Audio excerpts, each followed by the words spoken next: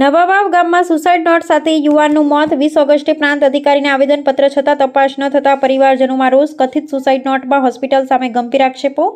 દાહોદ જિલ્લાના દેવગઢ બારિયા તાલુકાના નગવાવ ગામમાં ગિરીશભાઈ નામના યુવાનના આત્મહત્યાના બનાવને પગલે સમગ્ર વિસ્તારમાં ચકચાર મચી છે.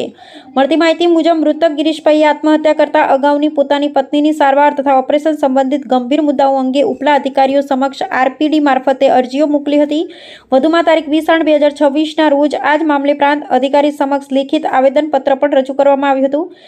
તો અમે પણ બધાને વિનંતી કરીએ છીએ કે ખરેખર આપ હોસ્પિટલો ચલાવો છો તો જે પણ હોસ્પિટલો ચલાવો છો ત્યાં પણ દેખરેખ રાખો અને ત્યાં પણ સંભાળ રાખો, તો જેથી કરીને આવા પરિવાર ઉપર કોઈ બીજી ઘટના બની શકે નહીં. પરિવારજનોનો આક્ષેપ છે કે આવેદનપત્ર તથા અગાઉ કરવામાં આવેલી અરજીઓ છતાં સમયસર અને અસરકારક તપાસ હાથ ધરવામાં આવી ન હતી. મળતી માહિતી મુજબ મૃતક પાસેથી મળી આવેલી કથિત સુસાઇડ નોટમાં તેની પત્નીની સારવાર અને ઓપરેશન દરમિયાન દેવગઢ બારિયાની નીલ હોસ્પિટલમાં તથા ડોક્ટર દર્શનાબેનનો ઉલ્લેખ કરવામાં આવ્યો હોવાનું જાણવા મળે છે.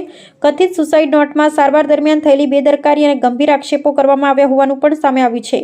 આ સમગ્ર ઘટનામાં સૌથી ગંભીર પ્રશ્ન એ છે કે જો મૃતક દ્વારા અગાઉથી સંબંધિત અધિકારીઓને લેખિત અરજીઓ કરવામાં આવી હતી ને તારીખ 20/8/2026ના રોજ પ્રાંત અધિકારીને પણ આવેદનપત્ર આપવામાં આવ્યું હતું, તે અરજીઓ પર શું કાર્યવાહી કરવામાં આવી, તપાસ કરવામાં આવી હતી કે નહીં? જો તપાસ કરવામાં આવી હોત તો તેના અહેવાલો શું છે?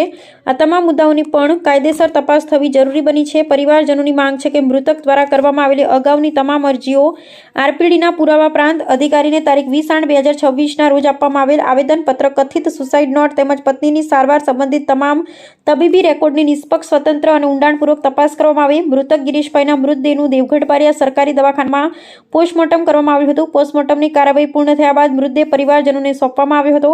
પરિવારજનો દ્વારા માંગ કરવામાં આવી રહી છે કે સમગ્ર ઘટનામાં કોઈપણ વ્યક્તિની બેદરકારી, કૃત્ય કે ચૂક સામે આવે તો લાગુ પડતી કાયદાકીય જોગવાઈ હેઠળ જવાબદારી નક્કી કરી કાયદેસરની કાર્યવાહી કરવામાં આવે. સાથે જ અગાઉ કરવામાં આવેલી અરજીઓ પર અધિકારીઓ દ્વારા કરવામાં આવેલી કાર્યવાહી અથવા નિષ્ક્રિયતાની પણ તપાસ કરવામાં આવે. આ મામલે તંત્ર દ્વારા માત્ર કાગળ પરની કાર્યવાહી નહીં પરંતુ સમયબંધ અને પારદર્શક તપાસ હાથ ધરી હકીકત જાહેર કરવામાં આવે તેવી પરિવારજનોની માંગ છે. અહેવાલ Kanubhai Patel, public India news,